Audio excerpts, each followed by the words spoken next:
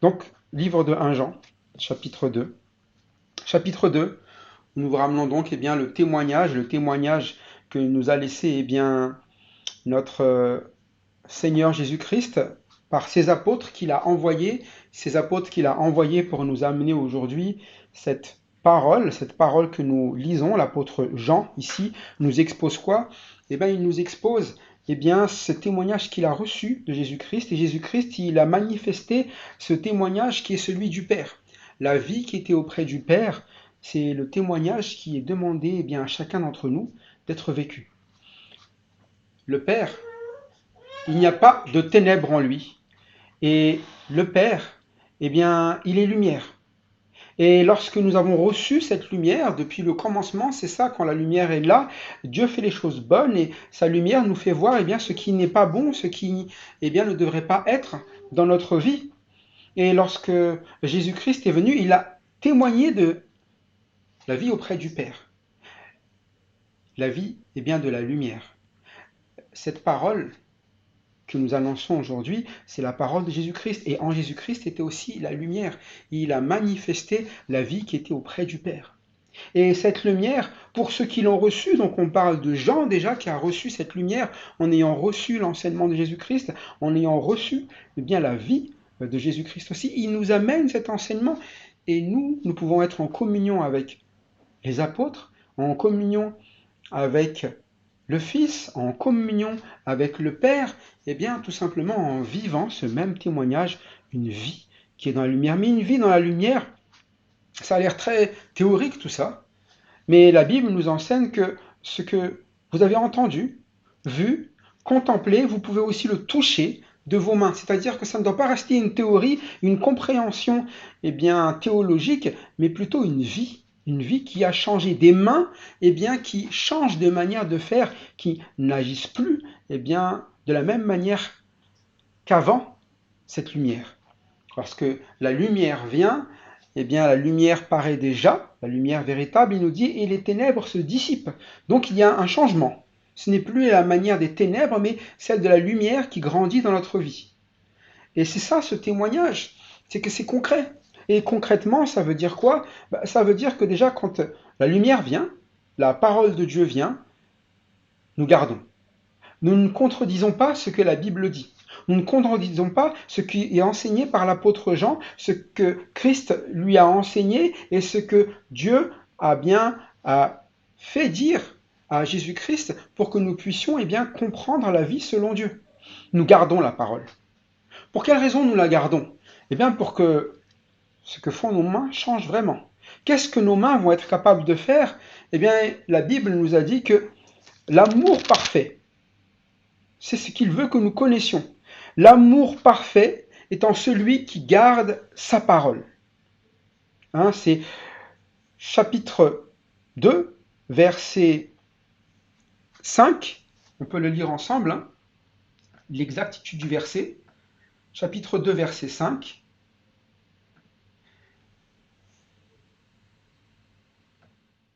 Mais l'amour de Dieu est véritablement parfait en celui qui garde sa parole. Par cela, nous savons que nous sommes en lui. Donc nous savons que nous avons ce témoignage, que nous sommes en Dieu, lorsque nous avons cet amour. C'est quelque chose de concret, que nous pouvons vivre avec les autres. L'amour de Dieu.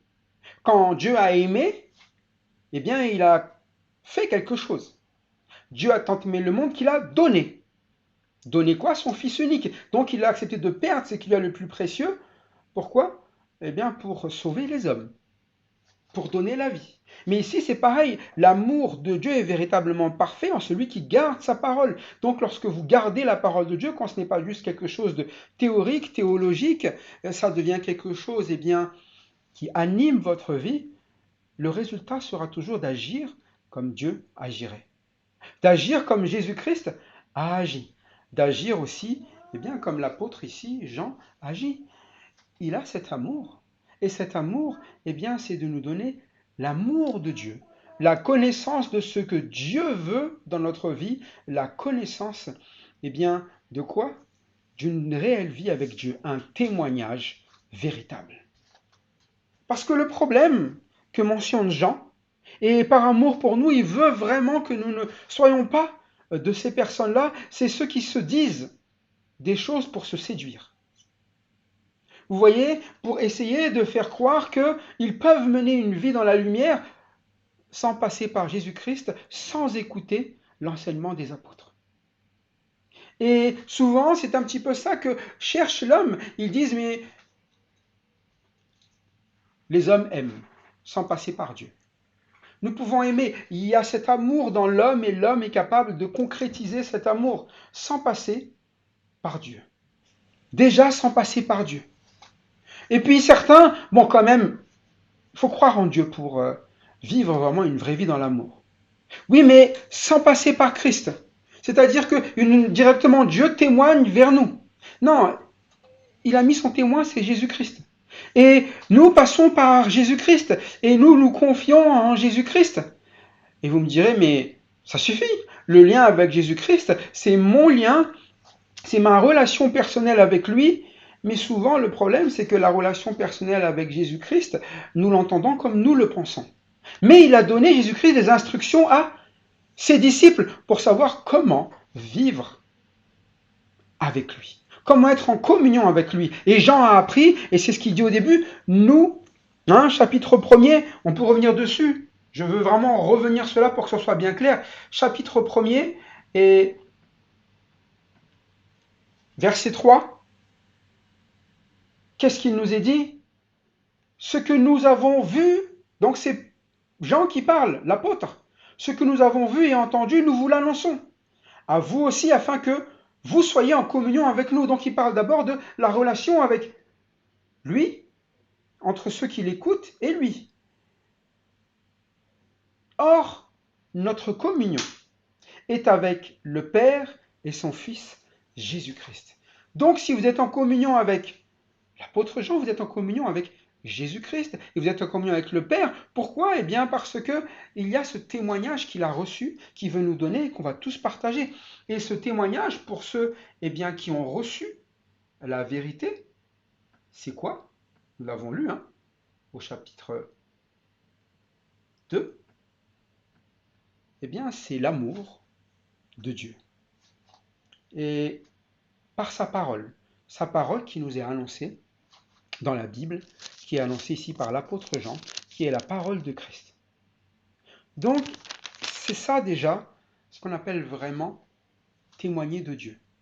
Pas juste connaître plein de théories dans la Bible, pas avoir réponse à tous les quiz et tous les nombres de pages ou j'en sais rien dans la Bible, mais avoir gardé cette parole qui produit quoi? L'amour de Dieu, véritablement parfait en nous. Et c'est concret, je vous l'ai dit. Pourquoi c'est concret? Juste parce qu'il le dit lui-même. Il le dit. Qu'est-ce qui se passe lorsque on a gardé cette parole? Celui qui prétend dans la lumière, donc celui qui est en lui, qui est en Dieu, et qui est son frère, est encore dans les ténèbres. Quelqu'un aime, il est dans la lumière, mais celui qui est dans les ténèbres, il n'aime pas son frère. Il dit, celui qui aime son frère demeure dans la lumière et aucune occasion de chute n'est en lui. Donc on voit vraiment l'effet de cette parole, elle change notre vie, elle nous apprend à avoir cet amour qui vient de Dieu, et le bénéficiaire, ce sont nos frères et sœurs, qui parfois peut être eux aussi dans les ténèbres. Et il ne s'agit pas pour nous de condamner ces personnes, mais de leur amener à la lumière, exactement comme Jésus-Christ a fait. Mais Jésus-Christ, il n'est pas venu pour nous condamner, il est le seul qui soit juste et fidèle, donc apte à nous juger, mais au lieu d'être juge, il s'est placé comme avocat. C'est ce qu'on a vu, pour défendre, pour que nous puissions être pardonnés. Et il n'a pas simplement été l'avocat, il a aussi été la rançon. Il a payé de sa vie pour que nous connaissions le pardon. Et il nous pardonne. Et c'est ça l'amour de Dieu. L'amour de Dieu, ce n'est pas d'appliquer son jugement, même si nous le méritons, mais l'amour de Dieu s'est manifesté en ce qu'il a donné son Fils unique, en ce que Jésus-Christ a donné sa vie, et en ce que l'apôtre Jean a aussi donné sa vie. En quoi? En ramenant cet enseignement, en vivant même les persécutions, pour que cette parole arrive jusqu'à nous. Et nous, comment aimerions-nous donc parfois, nous persécutons les frères. Nous ne connaissons pas l'amour. Nous les haïssons. Nous n'avons pas cet amour parce que nous estimons qu'ils sont encore pécheurs et qu'on pense que nous être meilleurs qu'eux. Mais la Bible nous enseigne, et ce qu'on a vu dans Jean, que celui qui dit, si nous disons que nous n'avons pas de péché, nous sommes menteurs, nous sommes tous pécheurs. Si nous confessons nos péchés, par contre, il est fidèle et juste, Jésus-Christ donc, pour nous les pardonner et nous purifier de toute iniquité. Si nous disons que nous n'avons pas de péché, nous disons que Dieu est donc menteur, c'est ce que la Bible nous enseigne. Donc la première chose à comprendre, c'est que si on fait une introspection, nous sommes pécheurs. Et tous les frères et sœurs le sont. Donc le but, ce n'est pas de ramener ici un jugement quand la lumière vient. Non, quand la lumière vient, elle dissipe les ténèbres. C'est-à-dire que le but, c'est de purifier la vie de chacun, et la nôtre d'abord. Et ceux qui agissent autrement, c'est le terme qui se situe ici, ce sont des antéchrists. Il y en a déjà plusieurs maintenant, c'est-à-dire des personnes qui prennent la place de Christ. Au lieu d'accepter que Christ purifie, que Christ est notre lumière, que Christ est le sauveur, ils se sauvent eux-mêmes, ils veulent être la lumière des gens, et ils commencent à vivre par eux-mêmes, sans confesser leurs péchés, pensant qu'ils sont justes comme Christ, antéchrist. Qu'ils peuvent faire tout comme Christ, antéchrist. Qu'ils, sont l'égal de Christ, antéchrist. Mais en réalité, ils s'opposent à Christ, antéchrist. C'est le terme exact. Et c'est un problème ici, c'est que dans les derniers temps, il y en aura plusieurs. C'est-à-dire qu'ils ne vont plus compter sur Christ, ils ne vont plus travailler pour la grâce de Christ, ils ne vont plus apprécier la vie en Christ, et ce qui se passe, c'est qu'ils sortent du milieu de nous. Pour quelle raison? Parce qu'ils ne trouvent pas leur plaisir à l'intérieur de cette vie où c'est des vies transformées qui sont cherchées. Ils veulent quoi? Eux être le sujet de transformation de la vie des gens. Ils veulent être le centre de la vie des gens. Ils veulent que les gens fassent comme eux parce qu'ils sont la référence au lieu d'amener les gens à qui? À Christ qui est notre unique référence. Ils nient le maître qui les a rachetés. Ils nient Jésus-Christ dans leur vie. Souvent on se dit, c'est quelqu'un qui va renier Seigneur en parlant de sa bouche, mais ici dans la présentation de Jean, l'enseignement de Jean, c'est celui qui dit, mais qui ne fait pas.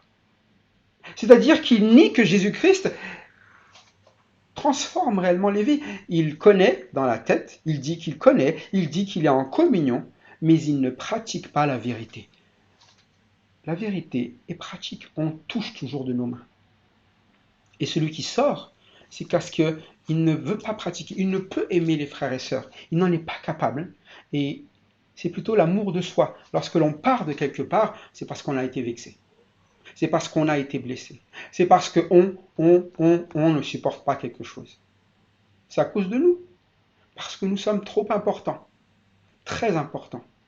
Tellement importants que ce lieu, sortir du milieu de nous, ne nous mérite pas.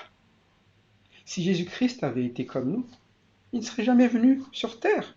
Ce lieu, le monde, ne le mérite pas. Un corps d'homme ne le mérite pas. Mais il nous a aimés. L'amour de Dieu, c'est ça que nous enseigne Jean. Jean est appelé l'apôtre de l'amour, et ce n'est pas parce que c'est un apôtre qui est très affectueux, c'est un apôtre qui a bien compris tout ce que Jésus-Christ a fait pour lui, qui a bien compris tout l'amour de Dieu, qui a laissé son Fils devenir celui qui nous rachète nous, et qui le vit dans sa vie, et qui en témoigne auprès des autres, cette vie de Jésus-Christ. Et nous arrivons donc maintenant au verset 24 du chapitre 2, et nous allons traiter le verset 24 jusqu'au verset 29. Verset 24 jusqu'au verset 29 du chapitre 2.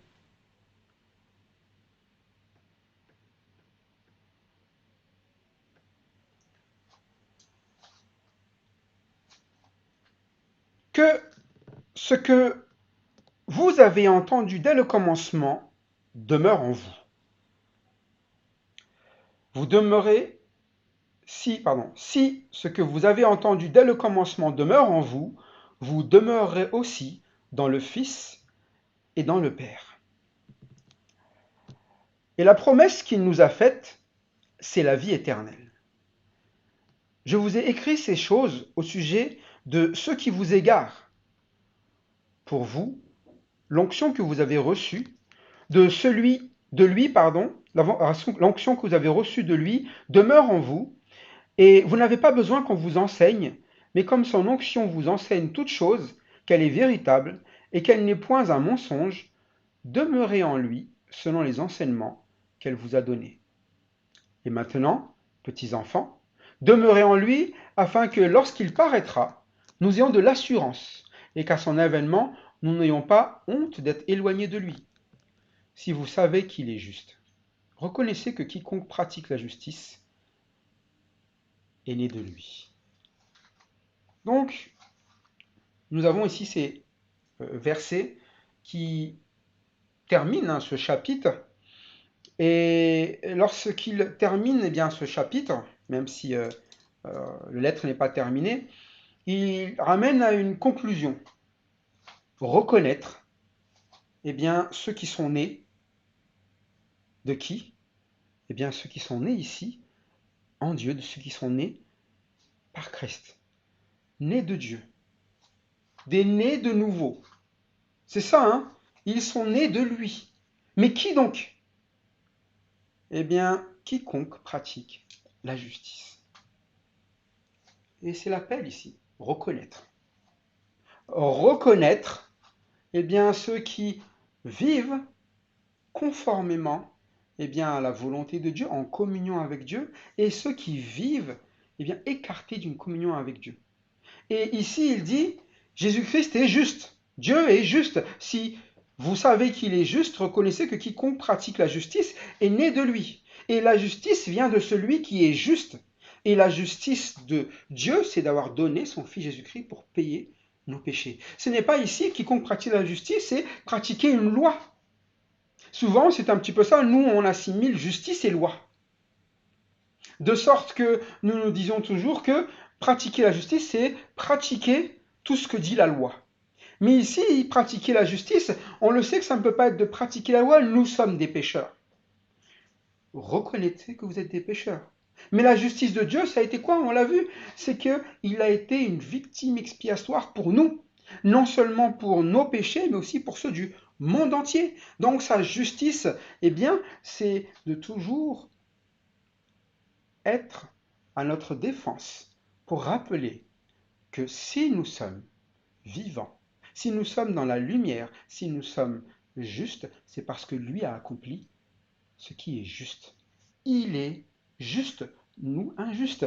Et il, eh bien, est notre avocat. C'est lui qui va plaider pour nous. Ce n'est pas notre vie qui plaide, c'est lui qui plaide.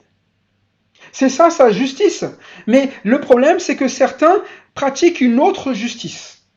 La justice est bien de celui qui marche droit selon la loi, avec cette capacité, eh bien pour lui, de ramener la lumière dans sa vie sans passer par le témoignage de Jésus-Christ. Sans eh bien, que sa vie ne reflète de quoi? Eh bien qu'il a un avocat. Que sa vie ne reflète, sans que sa vie ne reflète de quoi? Eh bien qu'il est un pécheur qui a besoin d'être sauvé par Jésus-Christ, qui vit par Jésus-Christ. Il vit par lui-même. Ce n'est pas la justice de Jésus-Christ ni de Dieu, c'est sa justice. Et le rappel qu'on a ici, verset 24, il a dit que ce que vous avez entendu dès le commencement demeure en vous. Ramène toujours au commencement.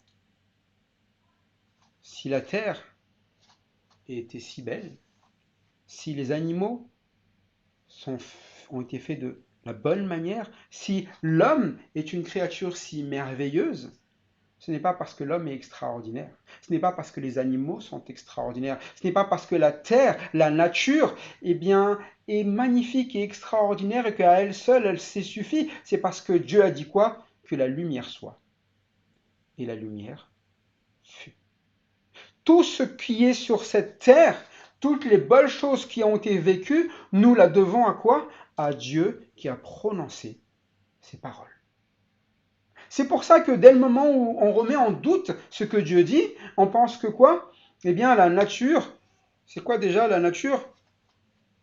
Elle se réussit à elle-même. La nature fait bien les choses. C'est souvent ce que l'on dit, l'expression. La nature fait bien les choses. Dès le moment où vous retirez Dieu de votre vie, vous allez louer quoi? La créature, la création de Dieu. Et nous sommes comme ça aussi. Nous, eh bien, nous commençons à nous louer nous-mêmes. Je fais bien les choses. La nature fait bien les choses, parfois c'est nous. Je fais bien les choses. Pour quelle raison est-ce qu'on commence à dire ça? Parce qu'on a enlevé, eh bien, celui qui a parlé, qui a œuvré dans notre vie. Rappelez-vous, depuis le commencement, c'est comme ça. Dieu était là au commencement. Avant Dieu, il n'y avait rien. Le commencement, le temps en lui-même a démarré après Dieu. Si une chose existe, c'est parce que Dieu l'a permis. Et si une chose mauvaise existe, c'est parce que Dieu en est absent. Et si vous enlevez Dieu de votre vie, eh ben c'est comme si vous enlevez la lumière d'une pièce. Qu'est-ce qu'il reste? Les ténèbres, le mal, le péché. C'est pour ça que nous avons besoin de la lumière de Dieu. Mais nous ne pouvons pas tenir comme ça dans la lumière de Dieu. Nous sommes des pécheurs. Et il a fallu pour cela que Jésus-Christ, eh bien, nous ramène cette vie qui était auprès du Père. Et que Jésus-Christ transforme notre vie, qu'il ramène eh bien, cette lumière qui paraît déjà maintenant et qui fait dissiper les ténèbres. C'est ça qui est le nouveau commandement. En Jésus-Christ, vous pouvez vivre maintenant la vie de Dieu, la lumière en vous. Et le verset que nous avons lu, au verset 24, il dit que ce que vous avez entendu dans le commencement demeure en vous, que ça ne soit pas autrement votre manière de vivre. Ne commencez pas à rajouter votre manière de faire et enlever Dieu, eh bien, de votre vie. Enlever la parole de Dieu. Si ce que vous avez entendu dès le commencement demeure en vous, vous demeurez aussi dans le Fils et dans le Père. Demeurez, restez. Et ici, c'est une mise en garde. Ça s'adresse à nous qui sommes chrétiens déjà. Nous qui sommes chrétiens, qui sommes nés de nouveau, eh bien, nous pouvons quoi? Sortir. Sortir de notre avantage. D'être comment? Il est dit ici, de demeurer dans le Fils et dans le Père. Nous pouvons sortir et commencer, eh bien, à vivre dans le monde. Dans la manière du monde, là où nous étions autrefois, dans les ténèbres. Et c'est pour ça que c'est l'amour de Dieu et l'amour de Jean ici, c'est de nous donner cet avertissement, que nous ne commencions pas à quoi? Eh bien, à nous détruire dans les ténèbres, à nous détruire, eh bien, dans le péché, alors que nous sommes déjà des personnes qui avons reçu cette lumière. Et si nous avons reçu cette lumière, vivons-la, c'est le témoignage. Et la vie d'être dans le Fils et dans le Père, c'est ce qu'il nous a été promis depuis. Quand les gens parlent eh bien d'aller au ciel, qui est-ce que vous trouvez au ciel? La vie de qui? Du Père et du Fils. Quand les gens parlent eh bien de paradis, du bien-être maximum, c'est la vie de qui? La vie du Père et la vie du Fils. Et donc, lorsque ici nous nous acharnons à essayer de vivre autre chose que la vie du Père et du Fils, nous eh bien, vivons comme si nous nous préparons à aller en enfer. Auparavant, lorsque nous ne connaissions pas eh bien, la lumière, nous étions dans les ténèbres. Les ténèbres, c'est l'enfer. C'est là où Dieu ne se trouve pas. Et aujourd'hui encore, nous avons le témoignage eh bien, de Dieu ici sur terre. Mais un jour, lorsque l'on mourra ou lorsque eh bien, cette terre sera détruite, il ne restera plus que quoi? Eh bien, soit le chemin que nous avons choisi de prendre sans Dieu, éternellement, donc ce qu'on appelle l'enfer, hein, un endroit où ce paradis, tout ce bien-être, toute cette vie eh bien, de Dieu, cette sainteté, cette paix n'existe pas. Mais au contraire, on a la détresse, l'angoisse, on a l'occasion de chute chaque jour, on a la haine les uns envers les autres. C'est ça la vie que l'on va vivre. Mais si nous croyons eh bien, aujourd'hui à l'œuvre du Fils, si nous l'avons pris comme étant notre avocat et notre rançon pour nos péchés, et que chaque jour, eh bien, les gens le voient dans notre vie, et les gens ne pourront pas dire autre chose que cette personne-là, il aime vivre avec Dieu, et il vivra sûrement éternellement avec Dieu. Pourquoi? Parce qu'il a accepté la vie de Dieu, dès aujourd'hui. Si vous n'aimez pas cette vie aujourd'hui, c'est très étrange. Parce que cette vie, c'est la vie, eh bien, qui est toujours d'être avec le Père et avec le Fils. Mais pour cela, il faut demeurer dans ce que vous avez entendu dès le commencement. Quand Dieu parle, gardez sa parole. C'est ça la vie avec Dieu, c'est ça la vie avec le Fils. Et cette parole, qu'est-ce qu'elle contient? C'est ce que nous venons de dire à l'instant. Dans cette vie, pardon, et la promesse qu'il nous a faite, cette parole, il dit quoi? C'est la vie éternelle. La vie éternelle, c'est vrai. La vie éternelle, on pense à éternité. Et le problème de la vie éternelle, c'est que nous ne concevons pas le mot vie. Nous concevons éternel. Je veux avoir la jeunesse éternelle. Et la vie éternelle, c'est la vie que vous considérez ici sur terre, votre vie actuelle, et la vie bien d'un pécheur. Mais la vie, quand Dieu parle de la vie, il parle de sa vie, une vraie vie. Une vie bien, qui n'est pas corrompue, mais une vie sainte, une vie qui ne fait ni mal, mais qui vit la paix. Et donc une vie qui est pleine d'amour, la vie de Dieu. Et beaucoup de gens se disent, ah, mais je ne veux pas de cette vie. C'est trop gnangnan, c'est quoi cette vie? Moi j'aime bien, il y a ceci, tous les péchés que l'on va citer, pas besoin, mais il y a plein de péchés, les gens aiment le péché. Mais ce n'est pas ça la vie éternelle, ça c'est la vie en enfer, et c'est pour ça que certains se disent à cœur joie, au moins en enfer on sera nombreux et on fera ce qui nous plaît. Vous pensez que vous ferez ce qui vous plaît? Oui, mais vous vivrez aussi les conséquences de ce qui vous plaît. Et le salaire du péché, c'est la mort, la séparation d'avec Dieu. C'est votre joie. Sachez aussi que la séparation d'avec Dieu, c'est la séparation de son amour, de sa paix, de sa joie, de sa bienveillance. C'est la séparation bien, de tout ce qui est bon, un petit peu que nous pouvons vivre sur cette terre. Parce que quand Dieu a créé la terre et les hommes, il a fait des choses bonnes. Mais ça, vous ne le vivrez plus. Vous ne vivrez bien, que les pires moments. La haine des frères. Donc peut-être de votre côté, ça ne vous dérange pas d'haïr quelqu'un, mais vous vivrez aussi le retour. Être haï par les autres. Et imaginez-vous un lieu où il n'y a que haine sur haine, minute après minute, seconde après seconde. C'est la mort éternelle. Pas de répit, angoisse et détresse. C'est tout ce que l'on vivra lorsque nous n'avons pas cru en Dieu, lorsque nous n'avons pas cette vie éternelle.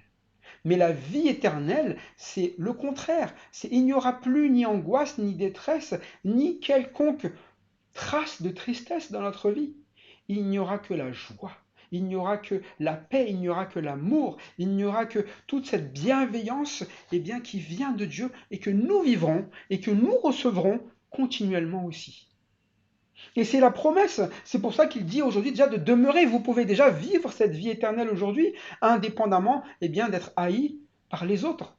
Vous, votre vie, elle change déjà si vous avez cru en Jésus-Christ. Et c'est une vie qui est déjà une vie bien, qui porte l'amour. Si du moins vous gardez sa parole. C'est pour ça que c'est l'avertissement. Demeurez dedans, sinon vous allez quoi? Vous priver de cette vie déjà qui est la promesse que vous avez, la vie éternelle. C'est quand même triste de vivre comme un mendiant lorsque vous avez un château rempli de nourriture, rempli bien, d'amour, de paix, une belle famille, tout ce que vous voulez, et vous décidez de quoi? De vivre comme un mendiant dehors. Pour quelle raison? Parce que c'est une philosophie que vous avez voulu adapter. Moi, je ne suis pas d'accord. Moi, je voudrais... Pourquoi souffrir? Et vous allez faire quoi aussi? Ramener vos enfants, votre famille dans cette souffrance en disant non, non, alors que vous pourrez leur donner quoi? Bien, le meilleur endroit qui soit au monde, la vie avec Dieu. Et nous qui sommes en Christ, nous qui avons reçu cette vie éternelle, pourquoi nous privons-nous bien, nos proches de cette vie? Pourquoi ne témoignons-nous pas correctement? Bien, parce que nous refusons de garder la parole et que nous préférons suivre quoi? Notre voie. C'est ce que font les antéchrists. Ils sortent du milieu et ramènent bien, leur manière de vivre ailleurs pour que d'autres les suivent dans cette manière de vivre. Et c'est pour ça qu'il y a un avertissement ici. Je vous ai écrit ces choses au sujet de ceux qui vous égarent. Il y a une pratique.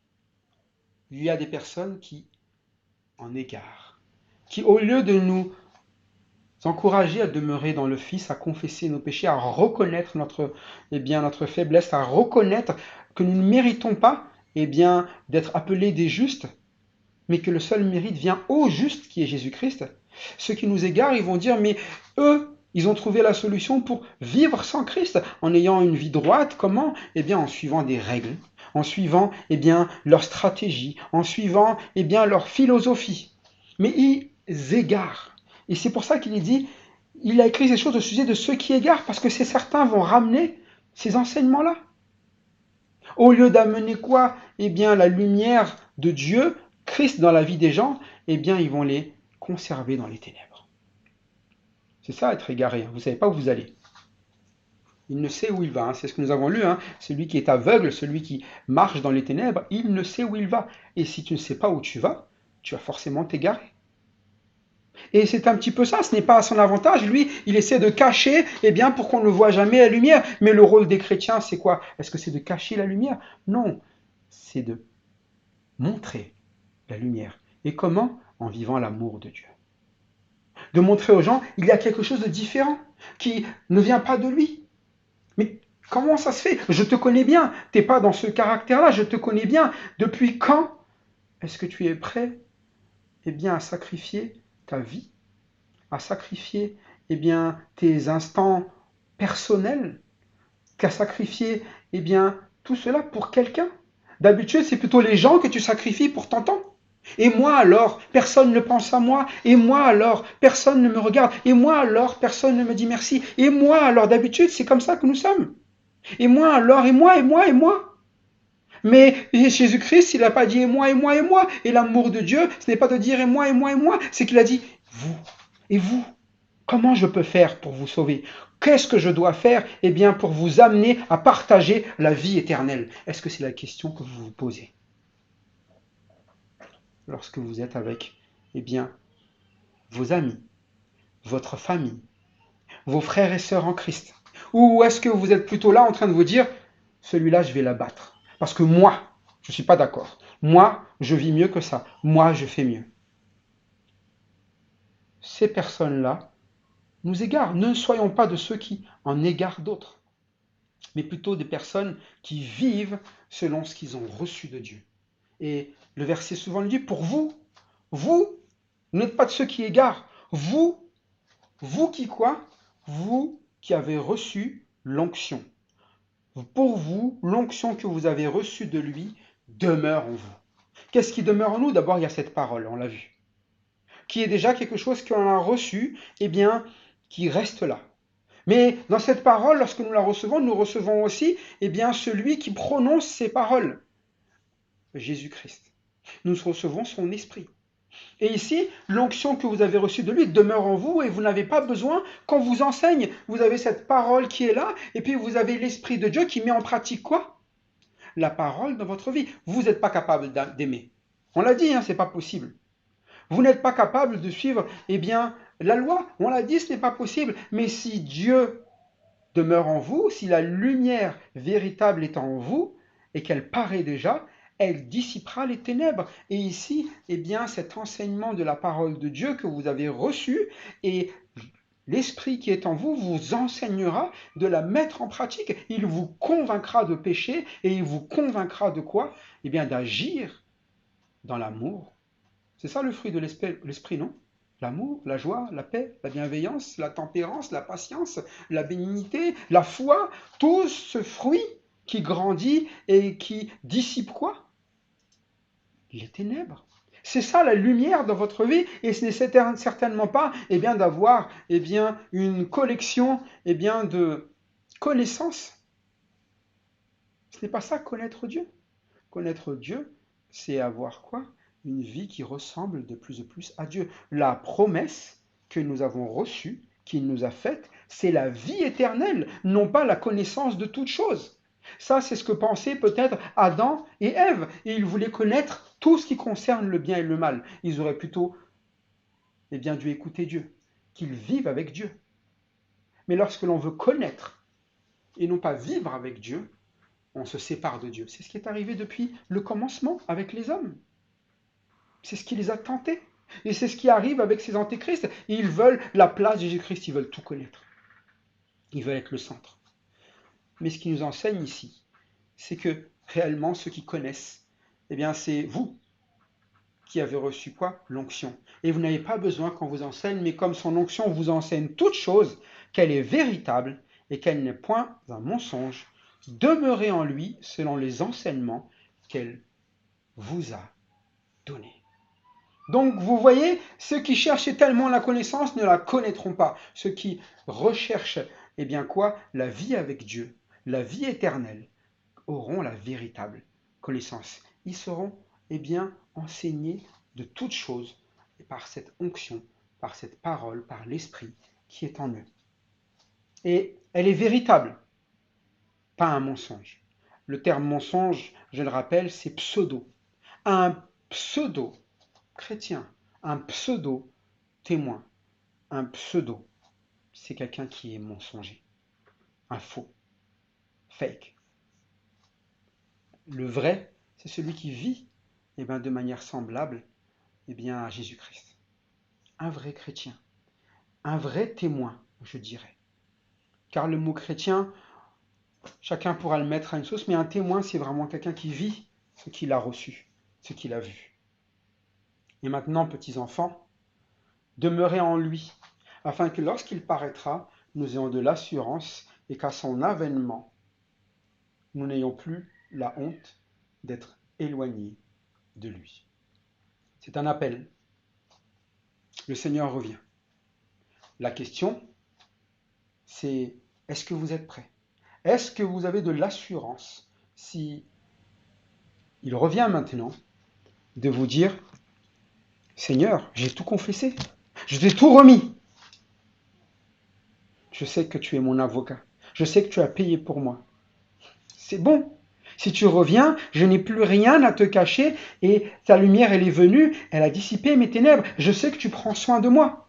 Hein, ce n'est pas, Seigneur, tu es revenu, regarde tout ce que j'ai fait pour toi. Moi, j'ai pas chômé pendant que tu n'étais pas là. Parce que là, je sais pas où tu étais, mais moi, j'ai bossé ici. C'est pas ça, Ça, c'est ce que l'on pense. Être prêt, c'est quoi? C'est faire la liste du boulot qu'on a fait. Non, être prêt, c'est quoi? Être prêt, c'est si le Seigneur revient, que vous ayez de l'assurance. Comment vous pouvez avoir de l'assurance par vous-même?